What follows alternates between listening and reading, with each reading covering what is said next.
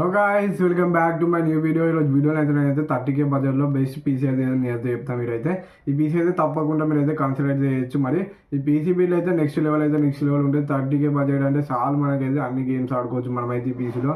Video editing కావాలంటే video editing కూడా చేసుకోవచ్చు మనమైతే.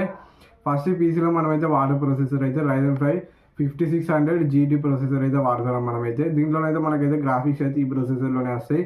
గ్రాఫిక్స్ కార్డ్ అయితే మనమైతే సపరేట్గా అయితే పెట్టుకునే అవసరం లేదు. మనమైతే అన్ని ఫొటోస్ అయితే నేను అయితే ఇక్కడ చేస్తా. ఇవైతే అమెజాన్లో అయితే ఆర్డర్ చేసుకుని అయితే మీరైతే పీసీ అయితే బిల్ అయితే వేసుకోవచ్చు ఈజీగా అయితే, సింపుల్గా అయితే.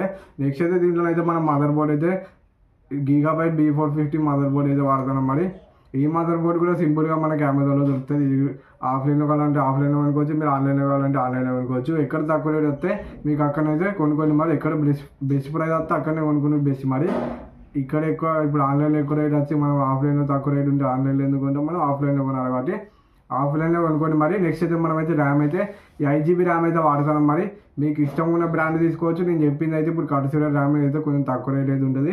ఈ ర్యామ్ వాడాలంటే వాడచ్చు, లేదంటే మీకు ఇష్టం ఉన్న ర్యామ్ అయితే వాడుకోవచ్చు మీరైతే. నెక్స్ట్ మనం దీంట్లో అయితే SSD అయితే వాడాలి. SSD అంటే మనం స్టోర్ చేసుకొని అయితే ఏదన్నా ఇప్పుడు వీడియోకి ఇట్లా స్టోర్ చేసుకొని విండోస్ స్టోర్ చేసుకొని మనకి SSD కావాలి. అది SSDని అయితే ఇందులో అయితే మనం 500GB అయితే వాడుకోవచ్చు. 500GB దానికే వెళ్ళొచ్చు. మనమైతే ఇంకా ఎక్కువ అంటే ఎక్కువ పెట్టుకోవచ్చు. మరి కొంచెం బడ్జెట్ అయితే పెరుగుతుంది. మరి ఇది కూడా కన్సిడర్ SSD అయితే వాడతాం మనం ఇందులో అయితే మనమైతే. నెక్స్ట్ ఇంకా పవర్ సప్లై అయితే యాంటీ స్పోర్ట్స్ పవర్ సప్లై అయితే తీసుకున్నాం ఈ బిల్డ్లోకి మనమైతే.